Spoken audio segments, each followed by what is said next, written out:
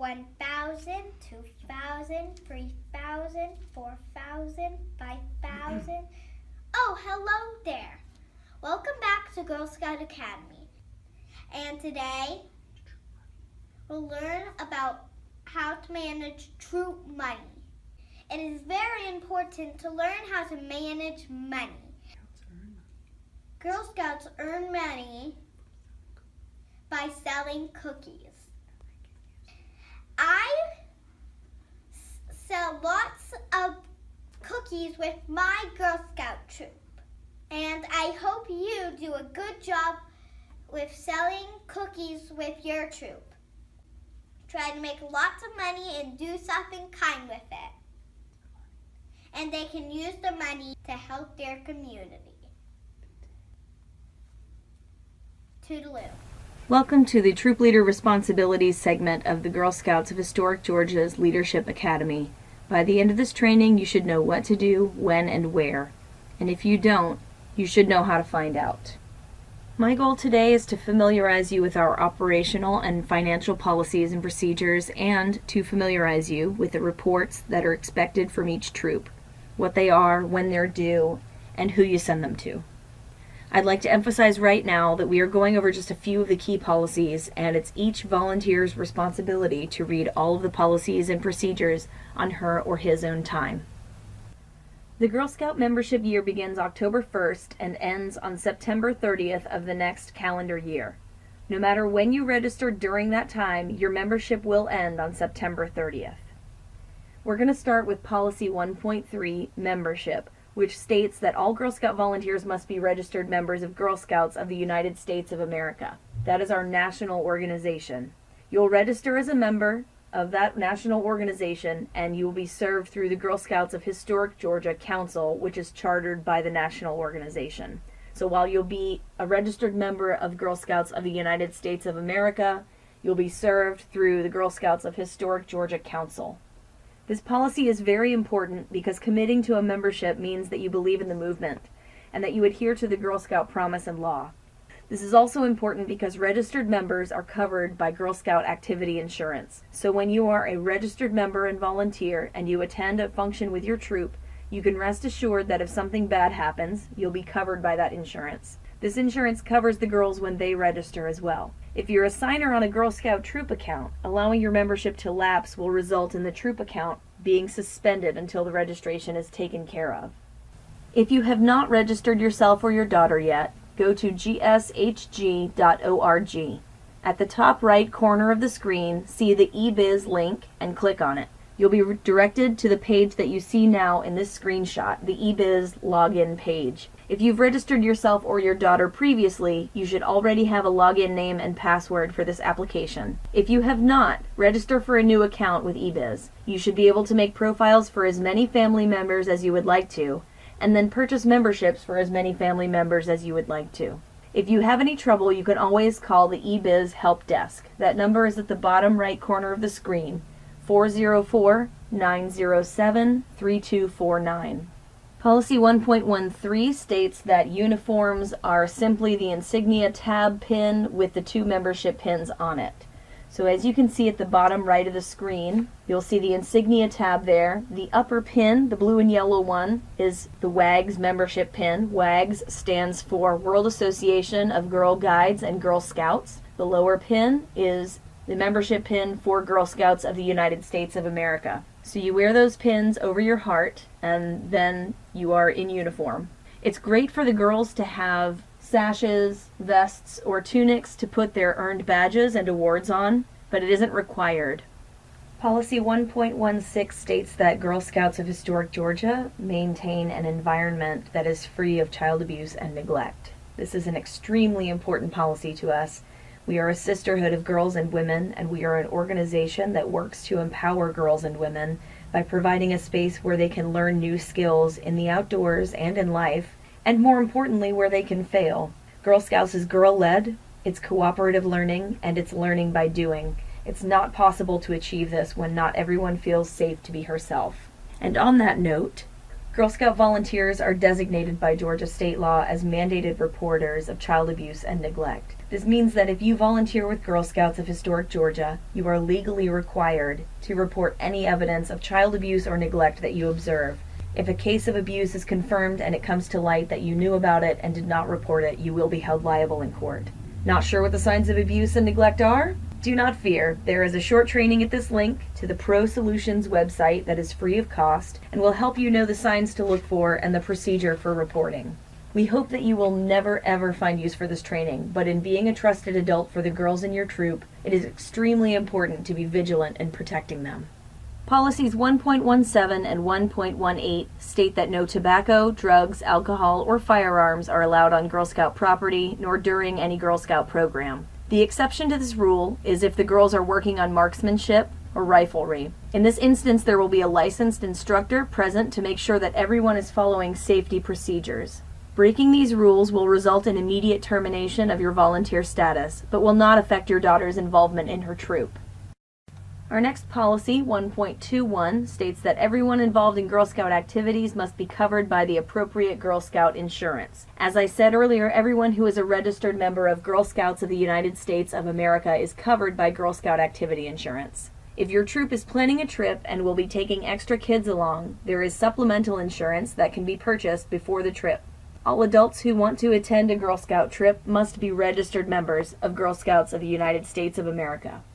Policy 1.29 states that males and non-related females must have their own sleeping, dressing, and restroom facilities when joining an overnight trip with a troop. If you are in a place where there is only one bathroom, you can designate certain times for each group. For example, designating the last 15 minutes of each hour for the bathroom as a men's room. However you decide to work this out for your group is fine, just as long as you're adhering to this rule. Here is the first report that is due from troops. It is called the Troop Monthly Report. Any adult from the troop can fill it out, troop leader or troop parent, does not matter. It goes over what your troop has done each month, what activities you've done, what badges you've earned, and this is really important information to us because we write grants with this information. It helps us to tell our grantors what sorts of things our girls are working on. This report is accessible through our website, gshg.org, as in Girl Scouts of Historic Georgia.org, and we expect troops to submit them once each month. As you can see, the first page is pretty basic information, what grade level girls are in your troop, the troop leader's name, email address, phone number, or whoever's filling out the form, that person's name, troop number, what county you're in, where your local office is, who your membership manager is, etc. This is the second page. It asks when your troop meetings were and how many girls were there, whether or not you invited a new girl in, did you attend any events, either put on by service area, district, community events, or council staff events. Ask for the list of those and how many girls attended. And then if you went on any trips or participated in any Girl Scout ceremonies, you can list those there.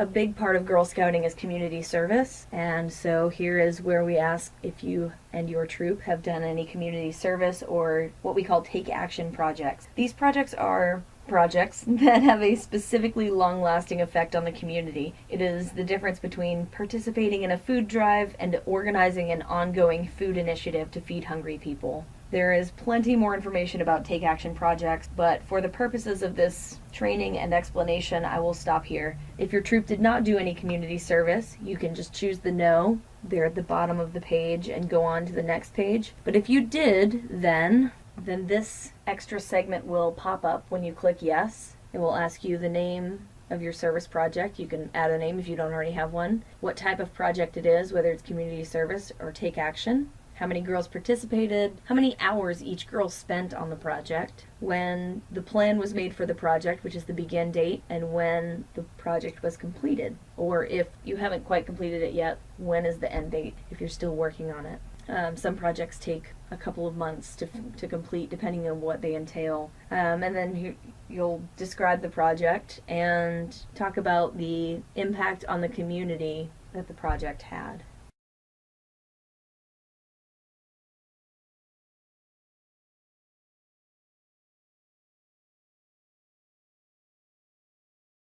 Now this page asks about earned recognitions. This includes any badges earned, awards earned, and high awards earned. High awards are the bronze, silver, and gold awards. There is a lot of information about those awards and trainings that will teach you and your Girl Scouts how to earn them. Again, for the sake of this training's purposes, I will digress here. So if your troop did complete a high awards project, you can describe what the project entailed and if you did any fundraising, what type of efforts you made to get the funds that the project required. Now, the Girl Scout outcomes are objectives for the Girl Scout program as a whole. There are 3 keys to leadership. Those 3 keys are discover, connect, and take action. Discover is the girls learning more about themselves and developing their senses of self. Connect is the girls building relationships and learning about their communities and the physical world around them. And take action is the girls problem solving and making a positive impact on their communities and on the world. So on this page, as you can see, I had to split it into 2 screenshots. You will check each outcome that you think the girls experienced during the last month, and you can add a little description of more detail about the outcomes and what the girls did. Then you can check which processes were utilized during your activities. Those were the 3 that I mentioned earlier: learning by doing, cooperative learning, and girl-led. And in addition to providing any extra information that you feel like sharing about your month, there's a box to select that your girls were featured in some form of media. When you click yes, a few more questions appear so that you can tell us about where and when the girls were featured, and you can also upload a photo or 2 if you have them and would like to. On this page, you can share whether or not someone from your troop attended a service area or district meeting, what position that person holds within the troop, whether or not your troop donated to the Friends and Family campaign, what trainings anyone in your troop completed, Outdoor Skills 101, Archery 1, Outdoor Skills 102, Beyond the Meeting Place, whatever trainings that you may have done, and whether or not your troop submitted important paperwork like registrations, the detailed cash record report, etc., product sales paperwork, whatever's applicable. And then there's a field for you to share any ideas or suggestions you have or cool opportunities that you know of that you would like to share. This is the last page. It is where you share how many hours your troop leaders have spent working on community service and how many hours were spent working on Girl Scout activities, be it troop meetings or trainings or planning, whatever it is. And then you click submit, and then this page appears, and then you will know that your report has been submitted. It does take a few minutes to complete, but like I said earlier, it's a really important information for the Council Fund Development team to have. Alright, this is the last operational policy we're going to cover today, Policy 1.30, Troop Trip and Travel. It states that in order for troops to gather outside of their designated meeting place, troops must have 2 things. The first is a first aid CPR certified adult. The second is a beyond the meeting place trained adult. These 2 can be the same person or they can be 2 different people. Does not matter. Whatever works best for your troop is fine. This policy also states that all day and overnight trips require troops to submit a troop trip application at least 3 weeks before the trip starts. This is to be submitted to the program manager in your region. If you don't know who your program manager is, refer to the staff directory page at gshg.org. This is what the troop trip application looks like. As you can see, it asks for information about what sort of activities you'll be doing, information about your troop, where you're going, your local emergency troop contact, what certified people you're taking with you, and you will have different ones depending on what activities you'll be doing. And it asks for information about transportation of your troop. So you'll send this in along with photocopies of any certification cards to your program manager. All right, let's talk financial policies. 2.1 states that any and all troop funds are legally the property of Girl Scouts of Historic Georgia, which is a 501c3 nonprofit organization. The troop financial records are not private to the troop leaders or the signers on the account, because those 2 positions are not mutually inclusive, and that any parent can ask to see the bank account status at any time, and the troop leaders should oblige. This does not mean that the individual parents get to make decisions with the money, only that the troop's financial information should be freely shared with everyone in the troop. The girls should be the ones making decisions about how to spend their money. They're the ones who earn it, they're the ones who spend it. And because the money is legally Girl Scouts of Historic Georgia's, troops cannot donate money, only in-kind gifts, because Girl Scouts of Historic Georgia is a nonprofit and cannot legally donate money. Policy 2.2 states that every troop must have a checking account that is used to hold all troop funds and is used to fund all troop expenses. There will be no less than 2 signers and no more than 4 signers on each account.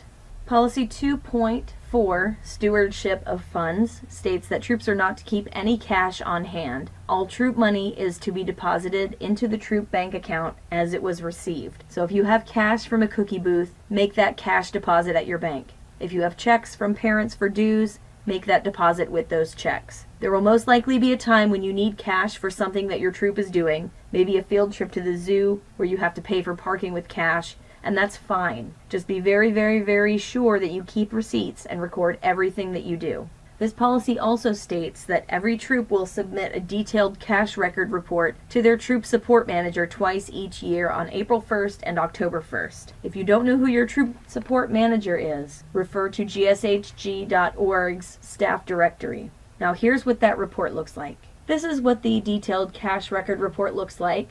Every troop will submit this twice a year on April 1st and October 1st. The April 1st report will account for October 1 of the previous calendar year through March 31st and will have the March bank statement attached. The October 1st report is accounting for April 1st through September 30th and will have the September bank statement attached. If through the year you've been using your bank account as intended for all income and expenses, this should be a pretty simple thing for your troop to put together. But please know if you have any trouble, your troop support manager will be glad to help you.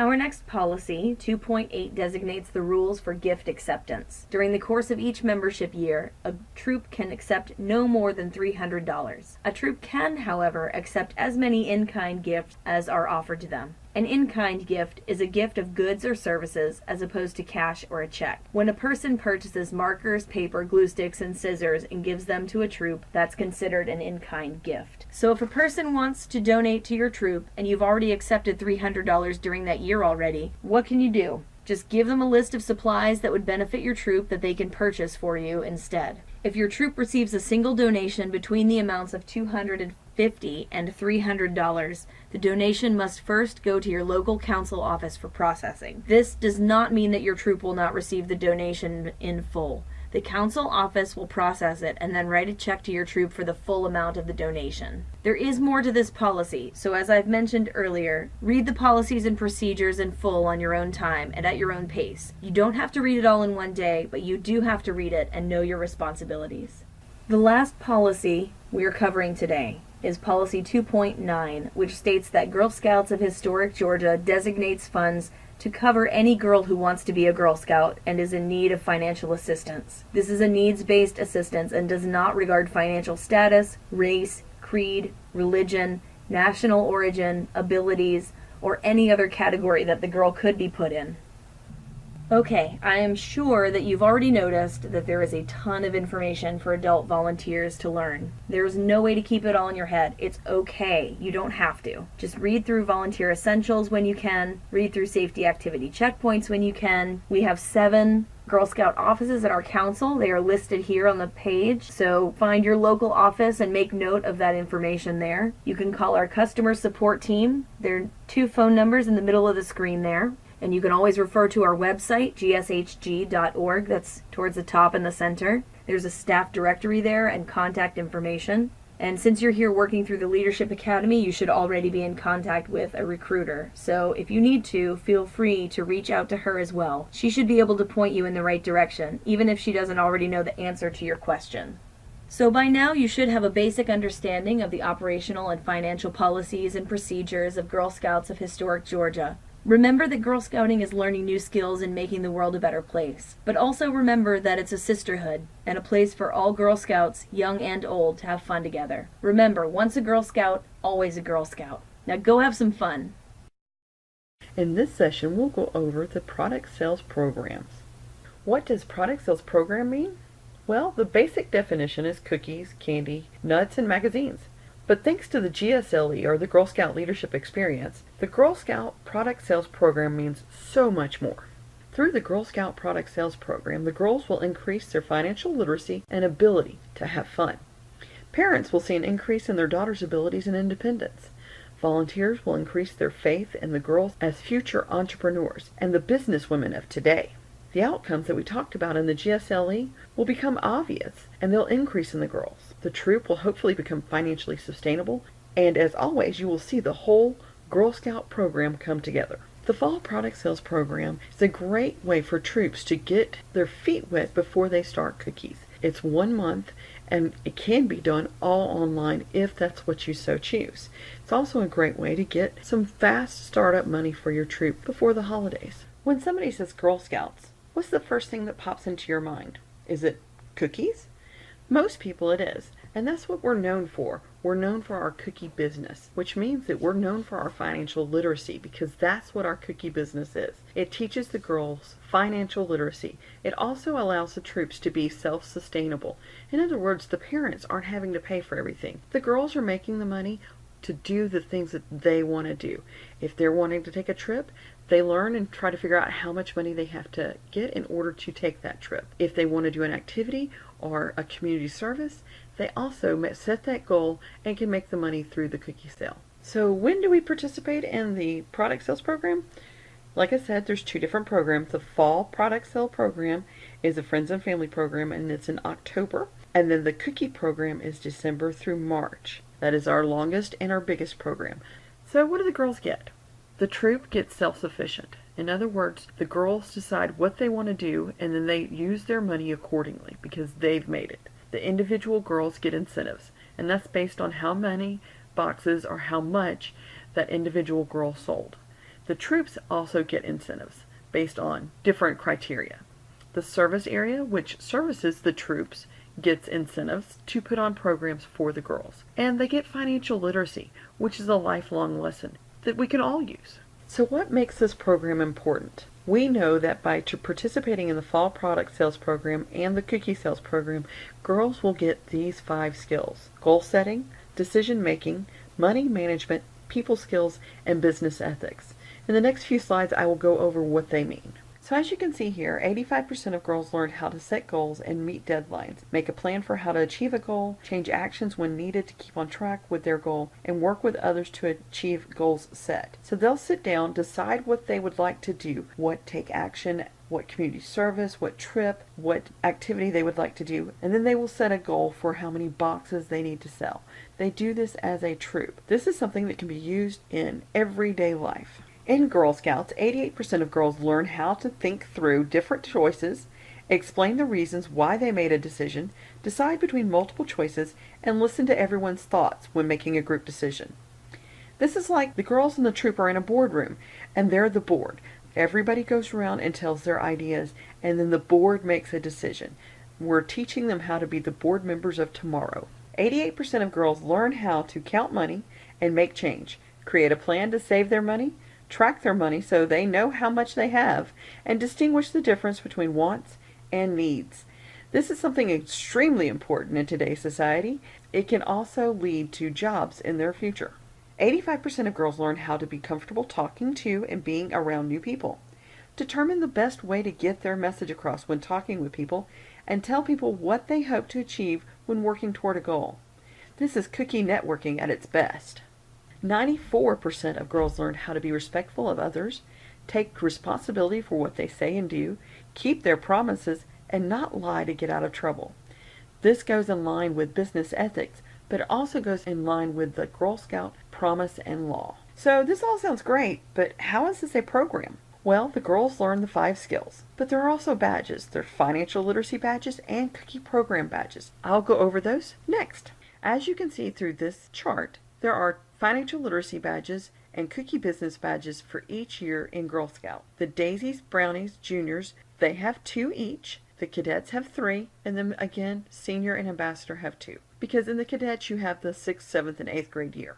As you can see here, the financial literacy for Daisies is money counts and making choices. And then the cookie business is count it up and talk it up, staying along those lines of the 5 skills. Now when you get to the Brownies through Ambassadors, they're a little more on the same line with each other. So you have money manager and business owner, budgeting, Financing My Future, and On My Own. Those are all along the same line, so if you had a multi-level troop, you could do those together. Then you have the badge number 2 for financial literacy: Philanthropist, Savvy Shopper, Comparison Shopper, Buying Power, and Good Credit. Those are all along the same line. Of course, in the cadets, again, we have that third year. So Financing My Dream could be working with either one. Then when you look at the cookie business, you've got the Meet My Customers, the Cookie CEO, Business Plan, My Portfolio, and Research and Development. Those are all along the same line. And then Give Back, Customer Insight, Marketing, Customer Loyalty, and Promise and Law. Also Profit and Loss, P&L. Then of course the cadets again have that Think Big that could go with either one.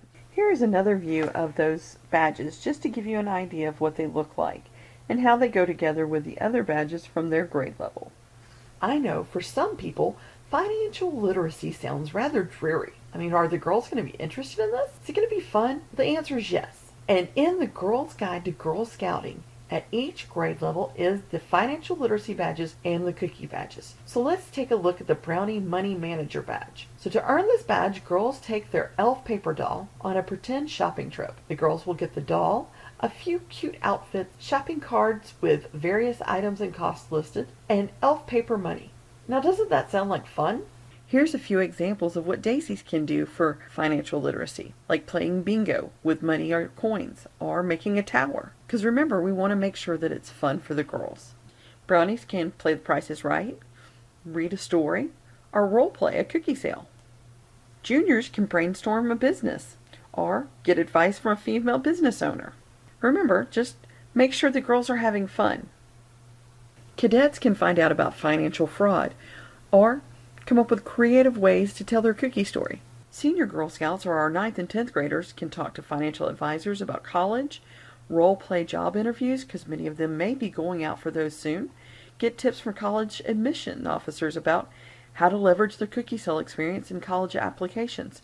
It's not only on college applications that they can do that, but also on that job application or their resume. Ambassadors are our 11th and 12th grade girls. They can talk to real estate agents or mortgage brokers about buying a home. They can get tips from a financial advisor about making a budget when they'll be living on their own. So now you know what the product sale program is and what it does for the girls. Now you need to know, how do you begin? So you look for training dates. Your fall product training dates are going to be in September. For cookies, that's going to be November and December. And if you attend your service area or district meetings, they'll tell you when those are. And also they'll give you more training directly for your locations. Make sure that you're reading the Samoan News and join the Girl Scouts of Historic Georgia Product Sales Facebook page for up-to-date information. And of course, you can always look online at www.gshg.org.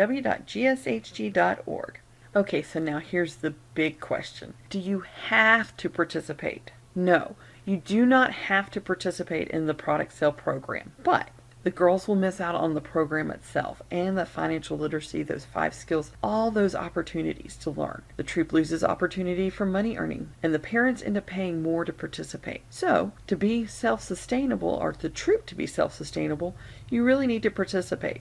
If you're not sure, that's okay. We're here to help, and you can try it in a limited participation to begin. You can do online only sales, especially in fall product. It's very effective to do online only. You send it to the girls, they do it online, and then the troop gets the money for it. Easy peasy. You can even do that with cookies if you would like, because we have the digital order card or the online cookies. Also, you could just do one booth. So say your very first year, you want to do cookies, you do pre-sales, the people sell them, you get them, and maybe you do one booth just so that they can see what that's like, to get rid of the rest of the cookies, and you're done. Now I will tell you, it seems very daunting, but it's gonna be okay. I promise you, you will make it through fall product and cookies, and you will be happier for it, and the girls will be happier for it, and the troop will have, I don't know, money.